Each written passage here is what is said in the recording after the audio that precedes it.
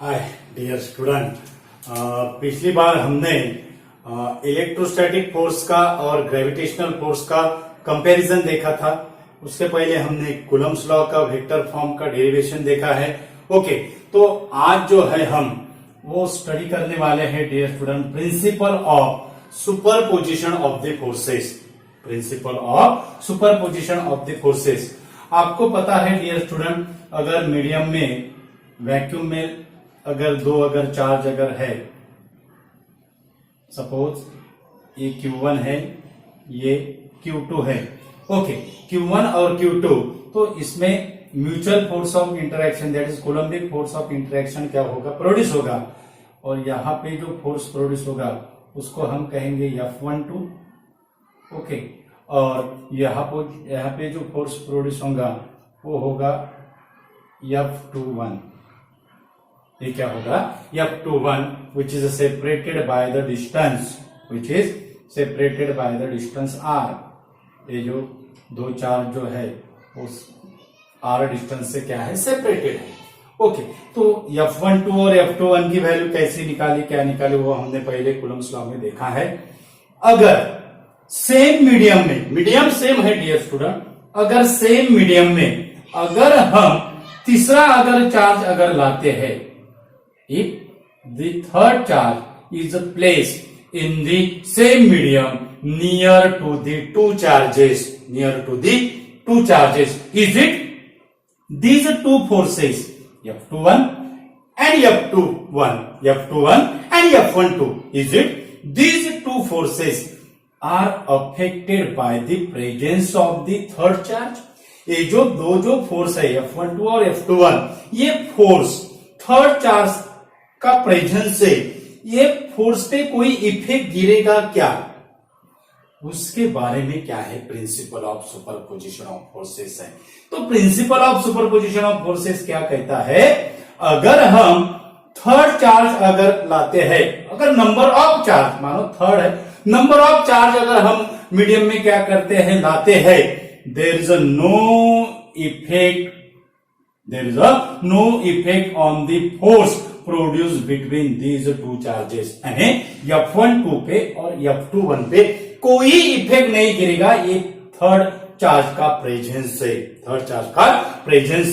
यानी अगर हमें F12 और F21 का कैलकुलेट करना है तो हम क्या करेंगे, that is by ignoring the presence of the other charge, that is the third charge. Okay, अगर हमें 1 और 3 का फोर्स कैलकुलेट करना है, मानो 3 ने फोर्स या 1 पे फोर्स एक्सर्ट किया, तो इसका जो प्रेजेंस रहेगा, फिर अब Q2 का प्रेजेंस हमें क्या करना पड़ेगा, इग्नोर करना पड़ेगा to calculate the value of force exerted by the charge Q3 on charge Q1। Why these two forces are not affected? Because one important assumption is that the Coulombic force, it is a two body interaction forces। Coulombic जो force है वो सिर्फ दो body का interaction forces है। Okay, तो ये दो बॉडी का जो इंटरेक्शन होगा, सिर्फ दो बॉडी में क्या होगा, वो इंटरेक्ट होगा, यानी Q1 Q3 से होगा, Q2 Q3 से होगा। यानी अगर Q1 अब नंबर ऑफ चार्जेस है, मीडियम में क्या है, नंबर ऑफ चार्जेस है। ओके, तो नंबर ऑफ चार्जेस अगर मीडियम में है तो हमें पर्टिकुलर चार्ज को क्या करना पड़ेगा, सिलेक्ट करना पड़ेगा, और वो पर्टिकुलर चार्ज पे जो नंबर ऑफ चार्जेस है वो क्या करेंगे, फोर्स क्या करेंगे, एक्सर्ट करेंगे। ओके, तो principle of superposition of forces का स्टेटमेंट क्या है dear student, what is the statement of principle of superposition of the forces, what is the statement of principle of superposition of the forces. Statement, क्या statement है, statement that is when the number of charges, when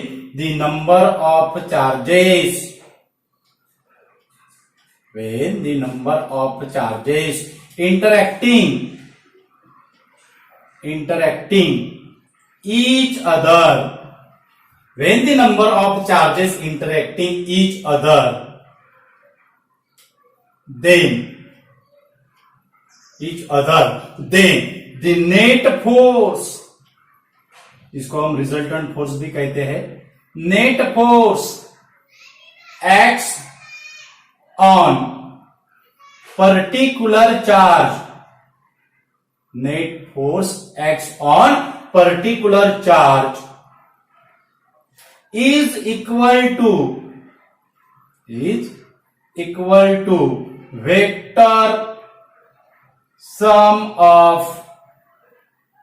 vector sum of its individual charges, vector sum of its individual charges. क्या statement है principle of superposition of forces का dear student? When the number of charges interacting each other, the net force acts on particular charge, यानी particular charge पे जो net force होगा उसकी जो value रहेगी is equal to vector sum of its individual charge, vector sum of its individual charge. Okay, मानो अगर हम वन चार्ज अगर कंसीडर अगर करते हैं, इसका एग्जांपल लेने के लिए हम Q1, Q2, Q3, Q4 और Q5, Q1, Q2, Q3, Q4, Q5 are the number of charges,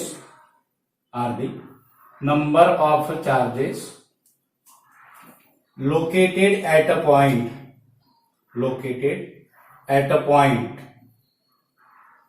A1, A2, A3, A4, A5, A1, A2, A3, A4, A5. Okay, तो ये जो Q1, Q2 जो चार्ज है ये नंबर ऑफ चार्जेस है और A1, A2, A3, A4 पे क्या है? लोकेट्स है. तो इसकी डायग्राम कैसे होगी डियर स्टूडेंट? मानो ये अपना ये Q1 चार्ज है, ओके, और Q1 चार्ज हमें क्या करना है डियर स्टूडेंट? हमें करना है कि तो Q1 जो चार्ज है ये Q1 चार्ज पे ये जो अदर जो चार्ज रहेंगे अब Q2, Q3, Q4, Q5 ये कितना फोर्स एक्ट करते हैं, ये फोर्स का इक्वेशन कैसा रहेगा, वो फोर्स का हमें क्या निकालना है? Principle of superposition of forces के स्टेटमेंट से क्या निकालना है? इक्वेशन निकालना है. ओके, तो ये हो गया Q1, ये हो गया Q2.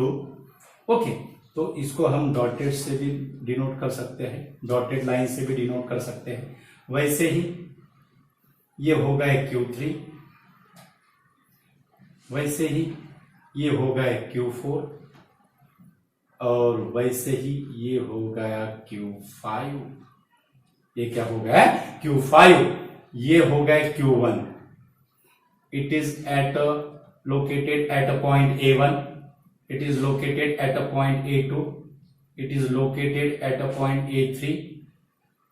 It is located at a point A4 or it is located at a point A5. It is located at a point A5. यानी पर्टिकुलर चार्ज, यहाँ पे जो स्टेटमेंट में जो पर्टिकुलर चार्ज है ये पर्टिकुलर चार्ज हमने क्या कंसीडर किया है? Q1 consider as a particular charge and जो अदर जो चार्जेस है ये अदर चार्जेस ये Q1 पे क्या करेंगे? फोर्स क्या करेंगे?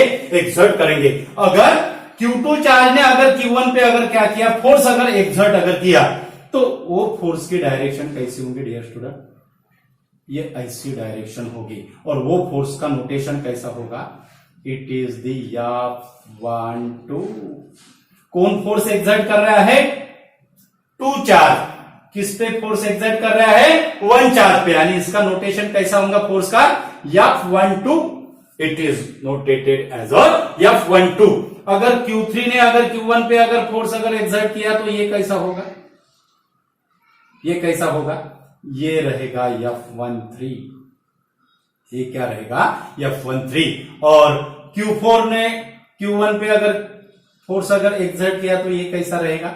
ये रहेगा F14. ये क्या रहेगा? F14. और सेम अगर Q5 चार्ज ने Q5 चार्ज ने अगर Q1 पे अगर फोर्स अगर एक्सर्ट किया तो वो होगा F15, वो क्या होगा F15।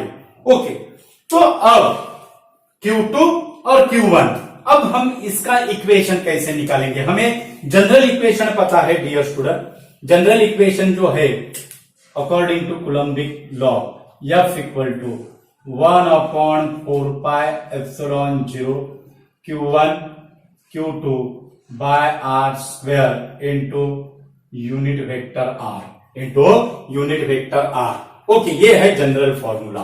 ओके, तो अब हम F12 अगर हमें इक्वेशन F12 का अगर फोर्स हमें कैलकुलेट अगर करना है तो हम अब्सेंस क्या देखेंगे? अब्सेंस किसका अजम करेंगे? That is Q3, Q4, Q5 are the absence. So we get F12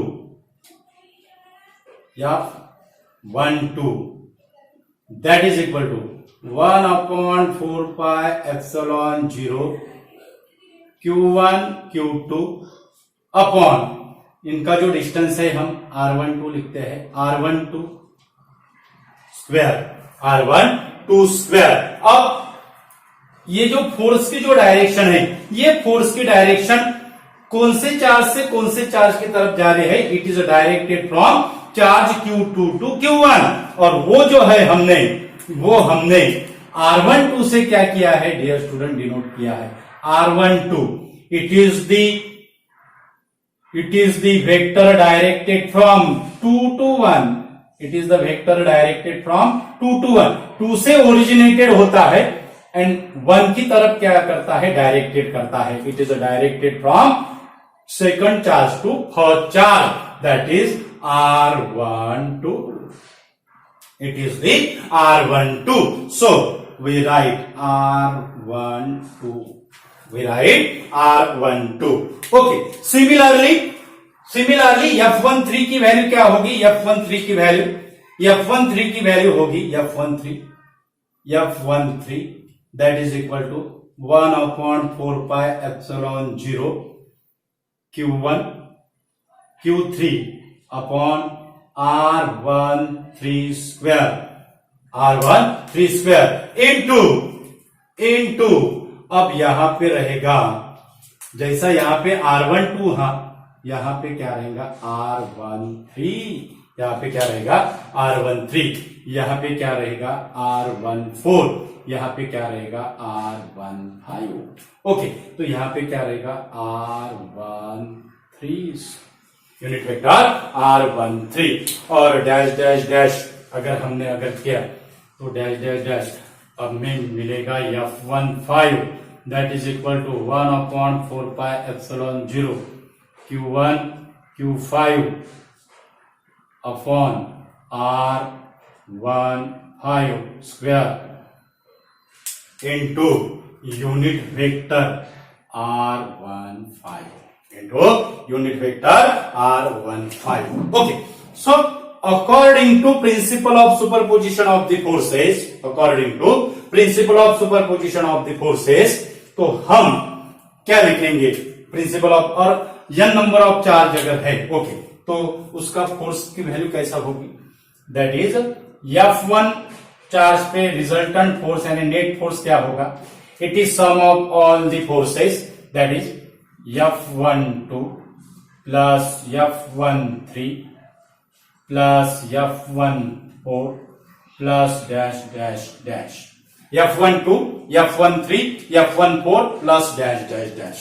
okay, तो अगर हमने इसमें अगर वैल्यू अगर सब्स्टिट्यूट अगर की, that is 1/4πε0 Q1 Q2 upon R12 square into unit vector R12।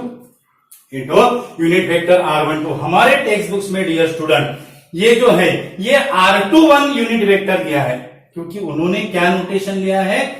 R21 it is directed from charge 2 to Q1, लेकिन हमने कूलम्बिक लॉ में भी R12 का नोटेशन कैसा किया है, it is directed from charge to charge Q1, यानी यहां पे अगर हम अलग अगर लेते थे और वहां पे हमने अलग लिया तो फिर वो कंफ्यूज हो जाता था। इसलिए डियर स्टूडेंट, जो हम पहले जो नोटेशन यूज किए उसको ही हमने क्या रखा, कांस्टेंट रखा, R12 plus 1/4πε0 1/4πε0 Q1 Q3 R13 square into unit vector R13 into unit vector R13 और plus dash dash dash plus dash dash dash. Okay, तो अब ये जो फोर्स है, this force is exerted on the charge Q1 due two charges Q2 Q3 Q4 Q5। अब ये force को हमें अगर समेशन में अगर लिखना है तो वो हम कैसे लिखेंगे, समेशन में हमें लिखना है तो वो हम कैसे लिखेंगे, समेशन में इसको हमें समेशन में लिखना है तो ये इक्वेशन को हम समेशन में कैसे लिखेंगे, दैट इज F1 को अगर हमें समेशन में अगर लिखना है तो वो कैसे लिखेंगे, that is equal to 1/4πε0 1/4πε0।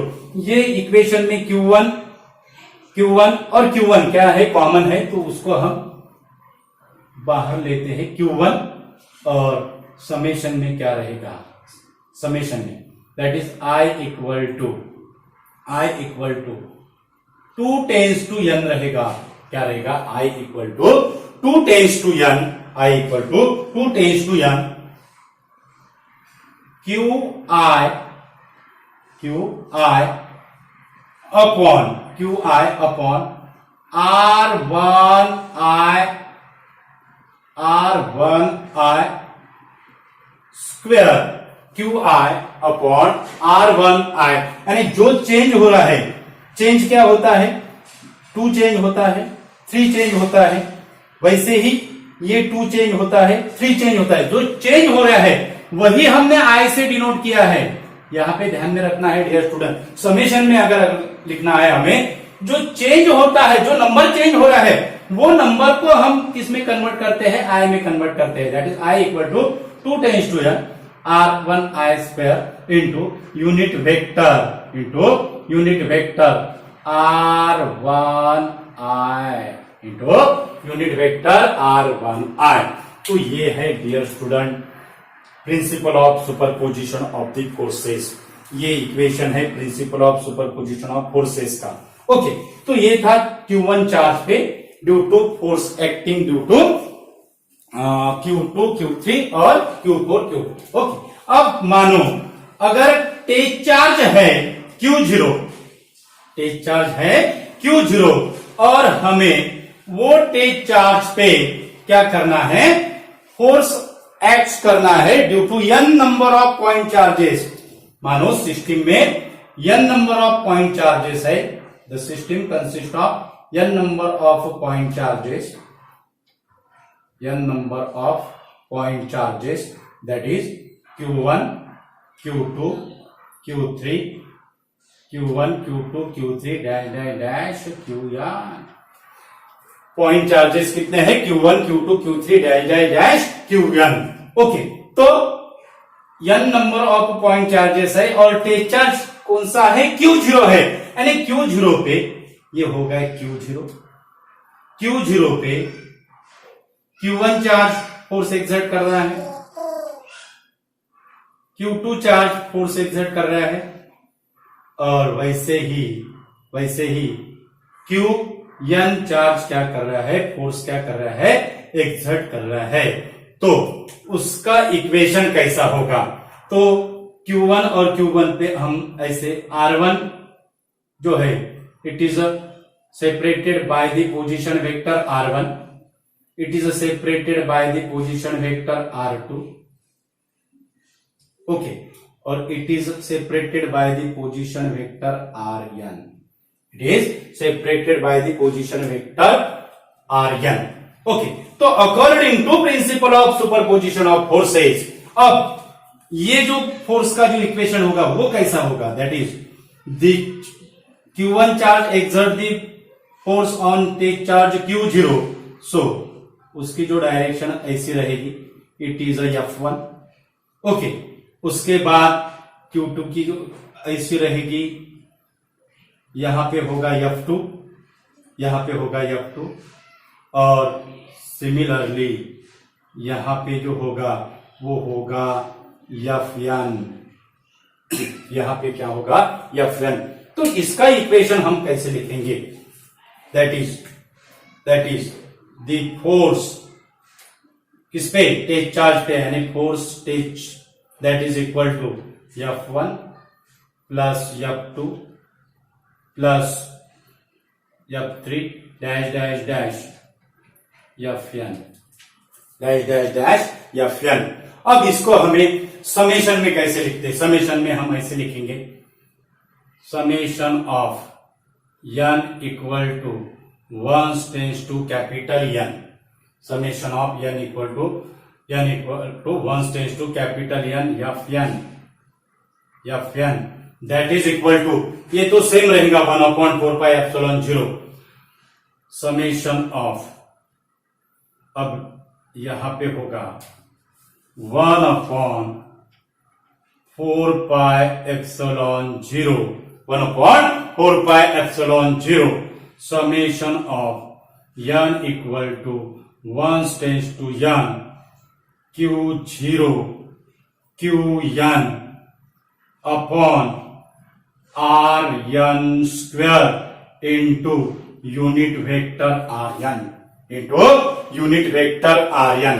Okay, तो unit vector, according to unit vector definition dear student, हमें पता है यूनिट वेक्टर की डेफिनेशन कैसी है, unit vector Rn that is equal to vector upon magnitude of vector upon magnitude of vector, यानी यही equation हम ऐसे भी लिख सकते हैं, that is 1/4 pi epsilon 0 summation of n equal to 1 tends to n Q0 Qn upon, अब Rn, unit vector Rn की वैल्यू क्या जानना है, वेक्टर Rn अपॉन Rn, यानी यहां पे होगा Rn क्यूब, यहां पे क्या होगा Rn क्यूब, और यहां पे होगा वेक्टर Rn, यहां पे क्या होगा वेक्टर Rn। ओके, तो ये था डियर स्टूडेंट हमारा principal of superposition of forces का इक्वेशन, और ये जो प्रिंसिपल का स्टेटमेंट देखा है उसका हमने एग्जाम्पल देखा है, और वही प्रिंसिपल टेक चार्ज अगर रहा तो उसका इक्वेशन कैसा आएगा फोर्स पे, ये भी हमने स्टडी किया है।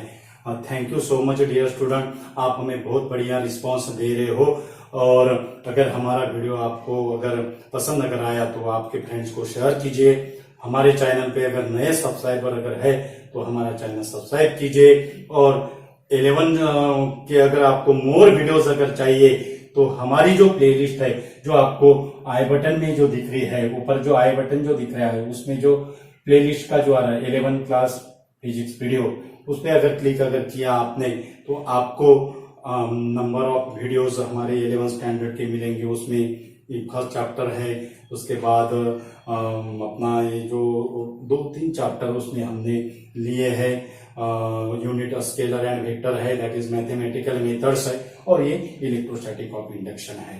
तो thanks once again dear student.